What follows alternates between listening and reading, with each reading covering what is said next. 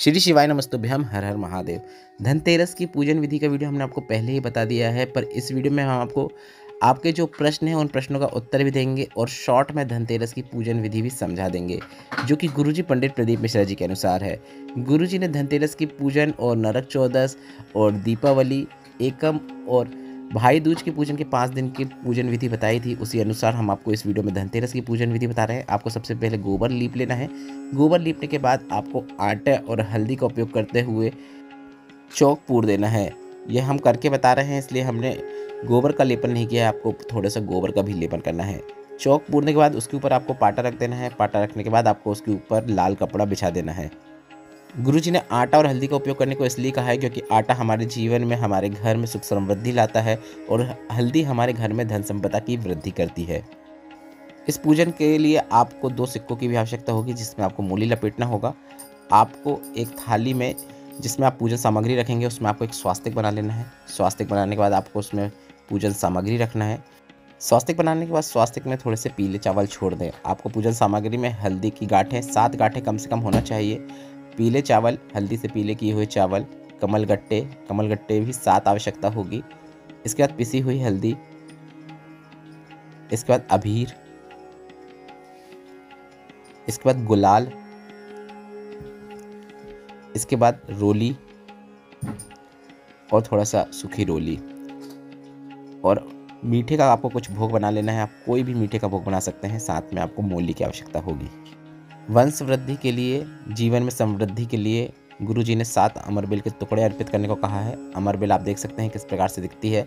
अगर आपको अमरबेल नहीं मिलती है या फिर पूजन की कोई भी सामग्री नहीं मिलती है, तो उसके जगह आप 7 अक्षत या मतलब फिर जितनी भी सामग्री लग रही है उतने चावल के दाने अर्पित कर सकते हैं। मतलब जो सामग्री नहीं मिल रही उसके बदले आप चावल के दाने अर्पित कर सकते हैं। कई लोगों का प्रश्न है कि पिछले वर्ष भी हमने इसी प्रकार से पूजन की थी, तो उसमें जो सिक्के थे मूली से लपटे हुए, वे अभी तक रखे हुए हैं, तो उनका क्या करना है। तो आप आज उनका मूली निकाल के मूली का विसर्जन कर सकते हैं और उन्हीं सिक्कों से आपको फिर से पूजन करना है, ताकि वह सिक्के और सिद्ध होते चले जाए। क्योंकि वह सिक्के लक्ष्मी और गणेश का स्वरूप हैं, इसलिए आपको उन्हीं सिक्कों में इस बार भी पूजन करेंगे तो काफ़ी अच्छी बात है।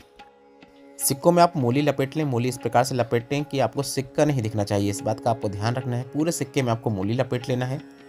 दोनों सिक्कों में मूली लपेट लीजिए। इसके बाद दोनों सिक्कों को मूली लपेटने के बाद आपको एक प्लेट में स्वास्तिक बनाना है और स्वास्तिक बनाने के बाद उन दोनों सिक्कों को उस प्लेट में रखना है।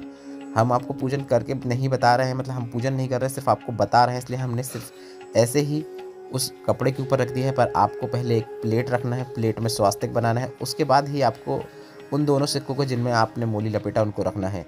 यह सिक्के माता लक्ष्मी और गणेश के स्वरूप हैं। इसके बाद आप देख सकते हैं, आपको एक साइड 7 घी के दीपक रखना है और दूसरे साइड एक तेल का दीपक रखना है। 7 घी के दीपक और तेल के दीपक में आपको लंबी बाती का उपयोग करना है। इसके बाद आपको संकल्प लेना है। तो संकल्प लेने के लिए आप एक सिक्का और सुपारी ले सकते हैं और संकल्प ले सकते हैं कि मैं पूजन में अगर मुझसे कोई गलती होगी तो उसे क्षमा कीजिएगा और मेरी पूजन को सफल कीजिएगा। इस प्रकार से संकल्प लेते हुए उसे आप उस पाटे में रख सकते हैं।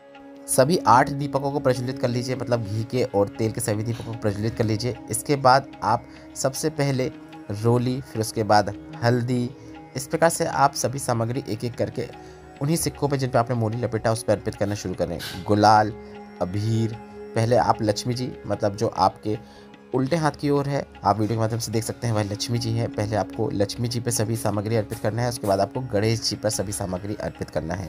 आप वीडियो के माध्यम से देख सकते हैं, पहले हमने लक्ष्मी जी की पूजन की है, इसके बाद आपको गणेश जी की पूजन करना है। गणेश जी को भी आपको सभी सामग्री अर्पित करना है। अब कई लोगों का प्रश्न यह आ रहा है, यह जो हम पूजन कर रहे हैं, इसमें जो हम मूली लपेटे हुए सिक्के हैं, क्या उनको हमें रोज़ वहाँ से उठा के रखना है? अगर आपके घर में ऐसी जगह पर आप पूजन कर रहे हैं जहाँ पर आपको रोज़ उठाने की आवश्यकता नहीं है, तो आप रखे रहने दीजिए। रोज़ आप वहीं पे रखे रखे भी पूजन कर सकते हैं। पर आपको रोज़ उठाना है तो आप उठा भी सकते हैं। सिक्कों को उठा के आप अपनी अलमारी में रख लें। बाकी सामग्री आप उठा के विसर्जित कर सकते हैं, क्योंकि अगले दिन आपको फिर से वह पूरी सामग्री की आवश्यकता होगी। अब आप एक हाथ में हल्दी से पीले किए हुए अक्षत ले लें और उन अक्षत को माता लक्ष्मी और गणेश भगवान को अर्पित करना शुरू करें। एक एक करके, थोड़ा थोड़ा करके अर्पित करें। आप 7-7 बार दोनों में अर्पित कर सकते हैं और आप इस प्रकार से अर्पित करें कि आपके हाथ के पूरे अक्षत पूर्ण हो जाएं, मतलब पूरे अक्षत आपके समर्पित हो जाएं। अक्षत अर्पित करने के बाद आपने जो अमरबेल के 7 टुकड़े लाए हैं, उन्हें आपको एक साथ अर्पित कर देना है। आप वीडियो के माध्यम से देखकर समझ सकते हैं। अमर बेल के 7 टुकड़ों को एक साथ लेकर आप माता लक्ष्मी और गणेश भगवान को अर्पित कर सकते हैं। इसके बाद आपने जो हल्दी की 7 गांठें लाई हैं, हल्दी की 7 गांठें आप अपने हाथ में ले लीजिए और उन हल्दी की 7 गांठों को भी आप अर्पित कर दीजिए। आप पूजन करते समय माता लक्ष्मी और गणेश भगवान का स्मरण कर सकते हैं, उनका नाम जाप कर सकते हैं। अगर आपको कोई मंत्र याद है तो आप मंत्र जाप भी कर सकते हैं। हल्दी की गांठें अर्पित करने के बाद आपने जो कमल गट्टे लाए हैं वह कमल गट्टे आपको अर्पित कर देना है। इसके बाद आपको हल्दी अर्पित करना है, पर यह आपको अपने दोनों हाथों का उपयोग करते हुए 7 बार में अर्पित करना है। आप वीडियो के माध्यम से देखकर समझ सकते हैं।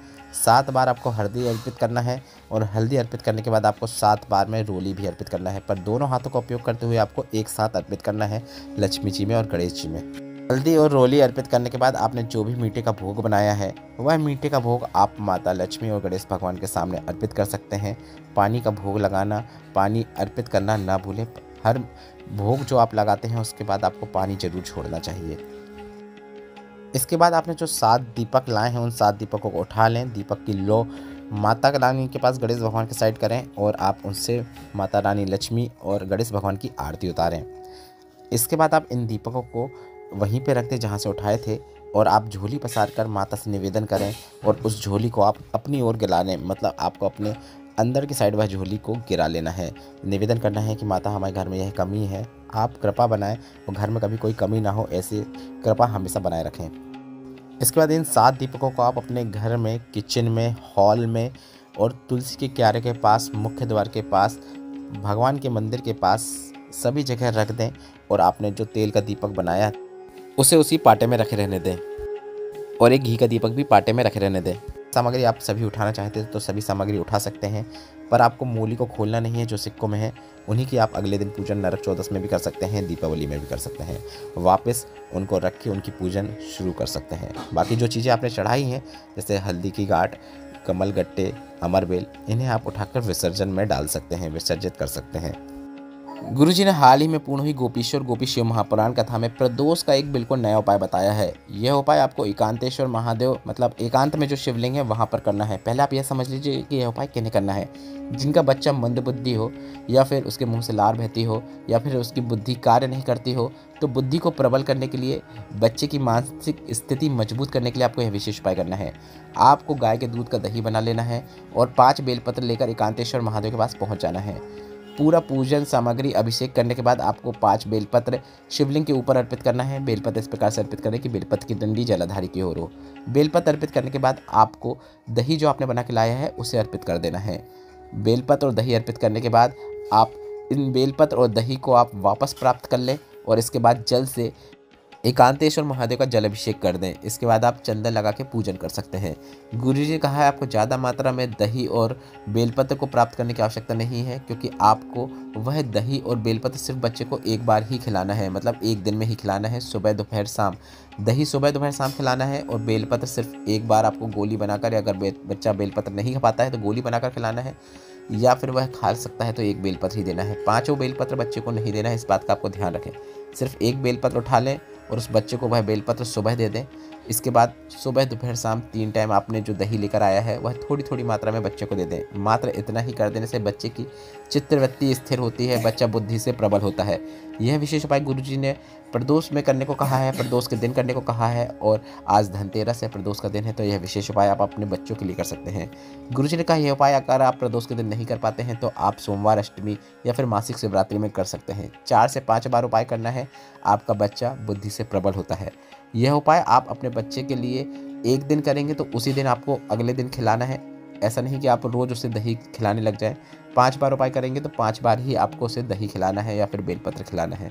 इस वीडियो में बताए गए उपायों और पूजन विधि से संबंधित अगर अभी भी आपके मन में कोई प्रश्न है तो वे प्रश्न आप कमेंट बॉक्स के जरिए पूछ सकते हैं। मेरे द्वारा दी गई जानकारी अगर आपको थोड़ी सी भी उपयोगी लगी हो तो इस वीडियो को लाइक करके कमेंट बॉक्स में हर हर महादेव जरूर टाइप कीजिएगा। श्री शिवाय नमस्तुभ्यम। हर हर महादेव।